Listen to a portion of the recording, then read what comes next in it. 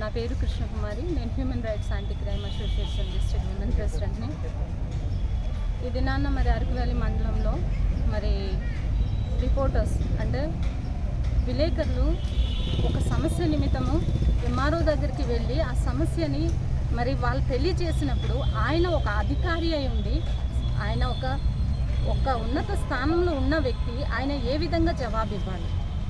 అయితే అధికారులు ఉన్నప్పుడు ఆయన అధికారపూర్వకంగా మాట్లాడవచ్చు, కానీ రిపోర్టర్స్ అంటే ఎవరు? వాళ్ళు పబ్లిక్ కోసం పనిచేసే వ్యక్తులు, పబ్లిక్ కోసం సర్వ్ చేసే వ్యక్తులు. అలాంటి వ్యక్తులకి నిజాలు ఏంటో సామరస్యంగా ఆయన చెప్పి పంపించవలసింది పోయి మరి ఏంటి సార్ అని ప్రశ్నించినప్పుడు అంత దుర్భాషలాగా మాట్లాడి పంపించడం అది మామూలు విషయం కాదండి.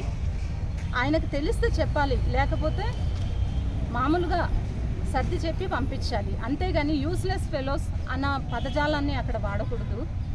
ఒక విలేకరులు వెళ్ళేసి మరి అలా చెప్పినప్పుడు మళ్ళీ మాలాంటి సామాన్య ప్రజల పరిస్థితి ఏంటి? రెవెన్యూ డిపార్ట్మెంట్ అనేది మరి అందరికీ ఇక్కడ ఒక మూలరాయి లాంటిది. అటువంటి రెవెన్యూ డిపార్ట్మెంట్ ఈ దినాన ఇక్కడ అరకు వ్యాలీలో ఉన్నప్పుడు మరి జరిగే ప్రతి దాన్ని అరికట్టడానికి కోసం అని చెప్పేసి వాళ్ళు ఉన్నారు. అలాంటిది మరి ఇక్కడ నుండి మాకు కావలసిన ఒక మంచి అయితే ఇన్పుట్ అయితే మాకు రాలేదు. కాబట్టి మరి అలా ఎంఆర్ఓ గారు అలాగా స్పందించడం మంచి పద్ధతి కాదు. విలేకరులకు న్యాయం జరగాలండి.